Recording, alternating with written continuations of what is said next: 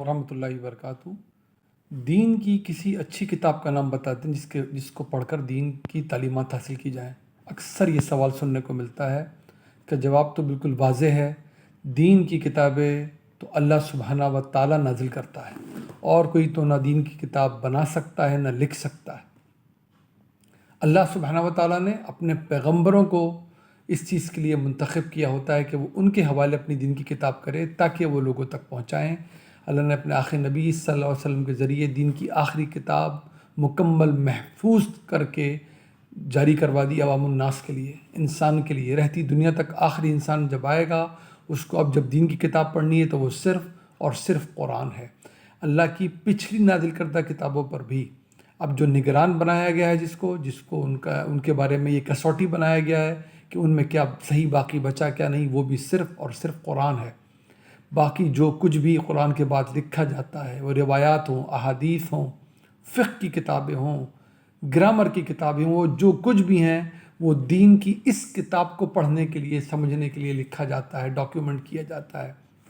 ہم ان کو کہتے ہیں دین کی کتاب، لیکن جو سوال ہے اس کا جواب صرف یہی ہے کہ دین کی کتاب تو اللہ ہی نازل کر سکتا ہے، دین اللہ ہی دے سکتا ہے۔ اپنے پیغمبروں کے ذریعے اس نے سلسلہ جاری کیا تھا، آخر نبی صلی اللہ علیہ وسلم پر یہ سلسلہ ختم کر دیا گیا۔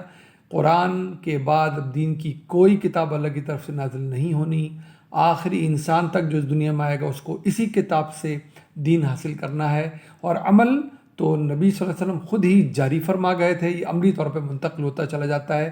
یہی دین کا ماخذ ہے، نبی صلی اللہ علیہ وسلم کے ذریعے دیا گیا دین کا علم، یعنی کہ قرآن میں ان کے ذریعے جاری کیا گیا اور نسل در نسل منتقل ہوتا ہوا عملی دین جس کو سنت کہتے ہیں ہم۔ تو دین کی کتاب صرف اور صرف اور صرف قرآن ہے۔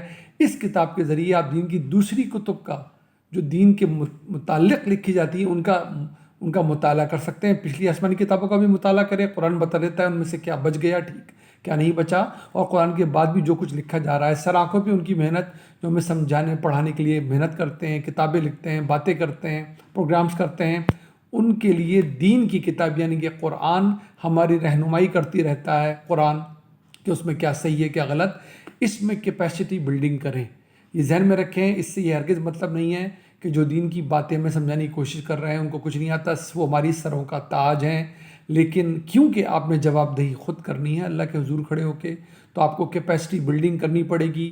یہ فیصلہ تو بہرحال آپ نے پہلے کرنا ہوتا ہے نا کہ آپ نے کس صاحب علم سے رجوع کرنا ہے۔ اس میں سب سے زیادہ مددگار اس فیصلے میں جو چیز ہے وہ قرآن میں آپ کی کیپیسٹی بلڈنگ ہے۔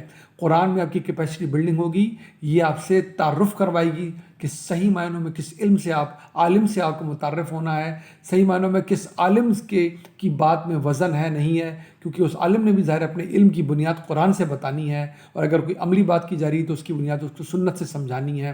دعا میں یاد رکھیے، سوال تھا آج کا دین کی کون سی کتاب ہے اچھی جس سے دین کی معلومات حاصل کی جائے، جواب ہم نے یہ سمجھا ہے دین کی ہے ہی صرف ایک کتاب، اور وہ القرآن الحکیم ہے۔ اللہ کے نبی صلی اللہ علیہ وسلم اور کوئی کتاب بذات خود چھوڑ کر تشریف نہیں لے گئے، باقی سب سر آنکھوں پہ ان کا کام، جنہوں نے خدمت کے طور پہ بہت ساری کتابیں لکھی ہیں، وہ اس دین کی کتاب کو سمجھنے کے لیے ایک راستہ فراہم کرتی ہیں کہ یہ علم حاصل کر کے اس کتاب تک پہنچیں۔ سند، یہ دین کی کتاب واحد قرآن ہی رہے گی۔